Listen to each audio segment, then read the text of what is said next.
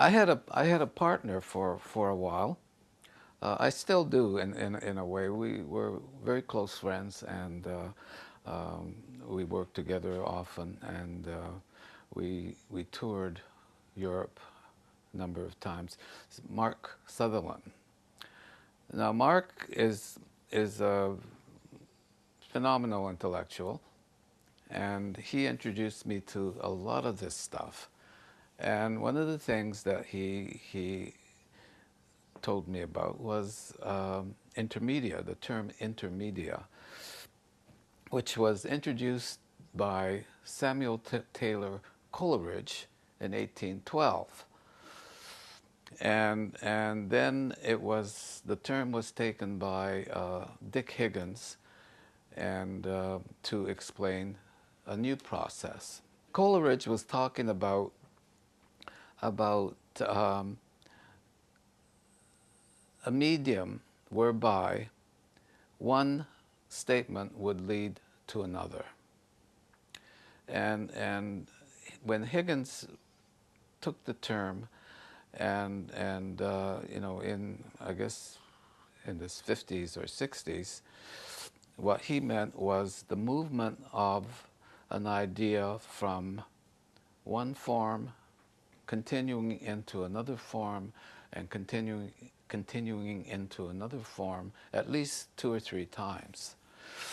Phonic slices started out as a piece of sculpture, and it was about this big, this wide, and I had cut out, I don't know how many, maybe 3,000 letters of the alphabet, and I glued it all. Then I made a box and I lined it with vinyl, and I glued all these letters into a cubic sculpture, and I called it Phonic Loaf. And so at that stage it was a piece of sculpture. And then I proceeded to slice it into 1.5-inch thick slices, and I sliced it. And of course, every time you sliced it, you got a different configuration of letters, and you've kind of exposed what was contained within the loaf, and you brought it out into another form. And I ended up with 18 slices and they looked similar, but they weren't. They were all quite different. And then I proceeded to make rubbings out of it, and I did quite a large number of rubbings, and I called it Phonic Rubbings. So it went through 1, 2, 3 separate stages, and then the 4th stage was, of course, I could take either the phonic rubbings or the slices, and I could sing it. Right? It became a score. So it went through a series of 4 transformations, and that's what I understand to be the term intermedia. I did 2 other pieces. I did one called Deep Text, where I wrote a very, very simple description of the piece.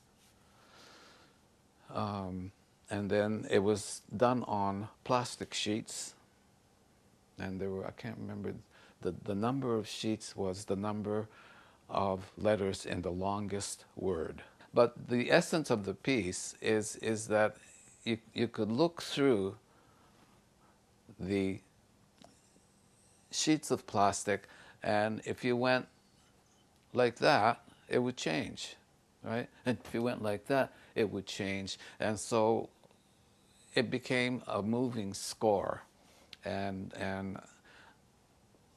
I could sing it. I could read it.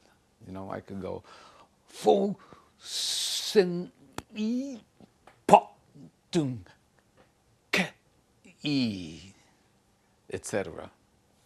And then I did a piece called phonic traces. I took the letter, each letter of the alphabet, and I strategically sliced it so that when you took it apart, you couldn't recognize where it belonged. The shape was such that you couldn't recognize it as belonging to originally a letter of the alphabet. And then I assigned each half a sound which was related to the original sound, so that if the letter was O, and I sliced it so that it looked like a half moon here and another full horseshoe shaped, and it was the letter O, so I gave one half the sound oomph and the other half oop, still with the original letter in it. And I then proceeded to mount these letters in a graphic pattern on the wall. And then I transcribed the sounds and I recited it. So it would go along and it would go, and then I would have a cluster of these shapes, and it would go fronting, etc. Right? Good piece.